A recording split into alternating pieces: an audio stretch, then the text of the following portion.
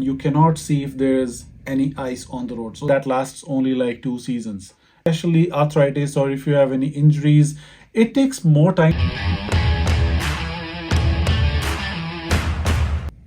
Hello everyone, Happy New Year 2025 to anyone who's watching this channel. Welcome to my channel Kirti the Indo-Canadian Explorer. My name is Kirti.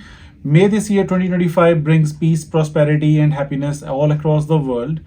This is my very first English vlog because people have been asking for it so that I can share more experiences and information through this channel with everyone to reach more and more people.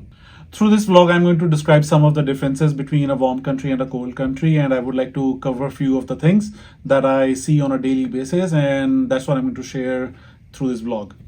So the downside of living in a cold country is shoveling the snow. The very first thing that comes to mind is shoveling the snow. Every single time we get snow, we have to shovel it either manually or using a snow blower. That costs a lot of time, energy, and money because the snow shovel costs about $25 and that lasts only like 2 seasons. If you use the snow blower, that costs gas on a regular basis because it runs either on gas or on battery and you have to continuously maintain it. We have a gas snow blower and we have to put in gas every single time. So friends, living in a cold country costs a lot of money and the lifestyle becomes really expensive. Starting from the clothing, you have to consistently spend on jackets, your gloves, your hats, and you have to layer up anytime you step outside of the house.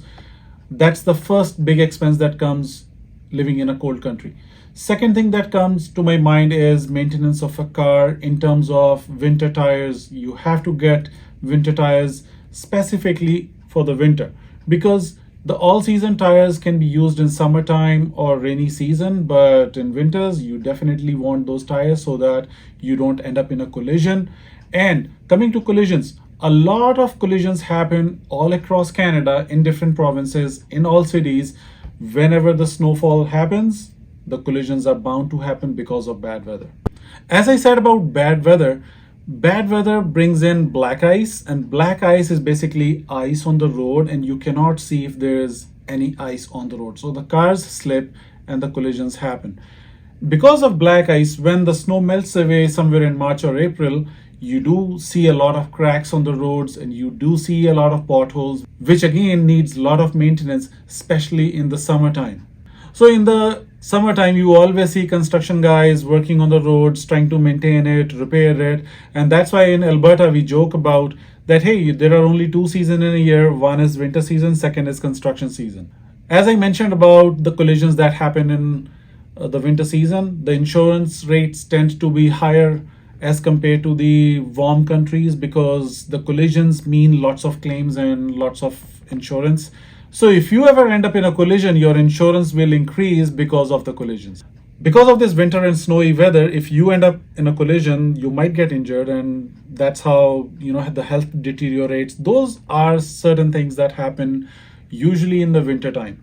So when I'm talking about cold weather, people who suffer from arthritis or people who suffer from respiratory issues, they have a hard time specifically in winter because the temperatures dip and there is a lot of dryness in the weather.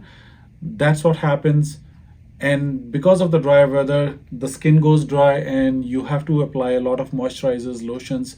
So there is an extra expense because of the winter to maintain a good health as well. There is one specific dangerous issue that I would like to mention is sometimes if the temperatures are below -25, you can actually get a frostbite if you're outside within 5 or 10 minutes. So when I'm saying within 5 or 10 minutes, this is very true.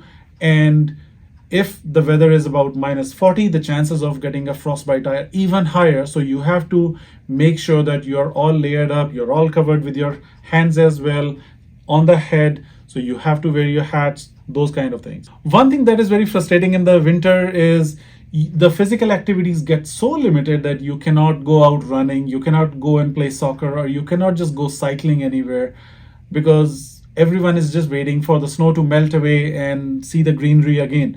When I talk about greenery, people who are into gardening or people who like planting vegetables or flowers and those kind of things, those things are not available in winter. everything, almost every plantation, the vegetation dies. And once the snow melts away, that's when we get to see the green grass. So it's pretty depressing or frustrating at times. For every individual who lives in a cold country, they can relate to it. So I was talking about expenses. Living in a cold country involves a lot of expenses. That includes electricity, gas heating bills, the furnace bills, those kind of things. So in a cold country, most of the houses and businesses run on gas heating or baseboard heaters. Both cost a lot of money. And in the winters, the bills go up. So the bigger your house is going to be more expenses for you. The more family members you have, more expenses for you for your clothing, your moisturizers, and other things. There's a huge difference. In summer, say for instance, the bill is about this much, and then the winter, the bill goes about this much because of the consumption of heat and electricity. So in a cold country like Canada, a lot of people who can afford a second house in a warm country or who can afford the travel, they try to go outside in the winter months, and that also includes a lot of time, energy, and money which is spent somewhere else. So this is another part of a lifestyle that some people can afford it, some people cannot, but that definitely includes money, and this is definitely a downside of living in a cold country. One more downside that I would like to point out is if you have any health issues, especially arthritis, or if you have any injuries, it takes more time to recover because you cannot do physical activities or you cannot go outside and breathe normally. In the winters, a lot of times we cannot open the windows, we cannot open the doors for a long time because they will freeze. And then the fresh air is not that much as compared to summertime. One particular thing that I would like to point out is a lot of people are unable to socialize in the winter months because there's snow outside, and going to someone's house or to meet someone at a restaurant, it becomes very limited. And that is the reason a lot of people in the cold country, they have very limited number of friends. The socialization in winter is bare minimum because nobody wants to step outside in minus 25 and just go and have a cup of tea with someone. So in summer season or in warm countries, socialization is a lot more as compared to the cold country. One thing that I would like to share about the cold countries is that the batteries of the car sometimes die because of the temperature. And for this reason, you will see an outlet outside the house where you actually connect the cable, and the block heater is already inside the car so that it can stay warm throughout the night. And once you're going for the work, you can actually start the car quickly. And this might seem funny, but the phone battery dies as well sometimes. And even if the phone shows 70-80% of the battery and you're outside walking, the next thing you'll notice is the phone is shut off and the battery died. There are some daily challenges that one need to consider coming from a warm country is basically commuting, taking some extra time to clean the car, to shovel the snow out of the driveway, and taking some extra time if they are going through the highway if the distance is more.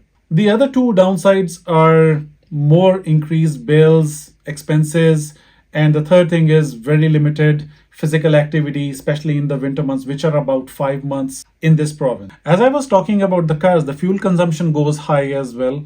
The time to clean the car is firstly about 10-15 minutes when you take the snow away, and then you start the car and it gets warmed up for another 10 minutes. So the fuel consumption is really high, and it varies a lot as compared to the summer months.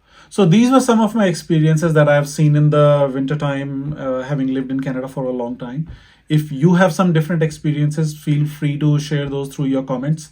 So please do like, share, and subscribe my channel and pass it on to other people as well so that these experiences can be shared to reach more people. And stay tuned for more videos coming up like this, and have a lovely, wonderful day ahead. Thanks a lot. Bye-bye.